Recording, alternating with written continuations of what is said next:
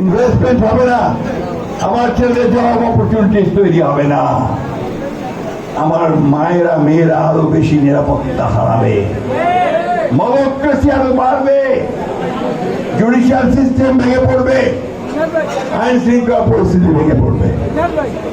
সেই জন্য দরকার একটা নির্বাচিত সরকার, যে সরকারের পেছনে মানুষ আছে, যে সরকারের পেছনে জনসমর্থন আছে। বন্ধুগণ, সবসময় মনে রাখবেন যে নির্বাচিত সরকারের চাইতে শক্তিশালী কোন সরকার হতে পারে না।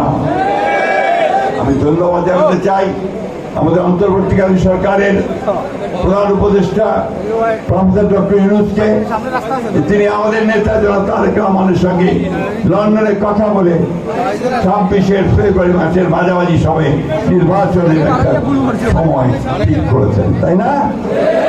আর আপনাদের দায়িত্ব কি?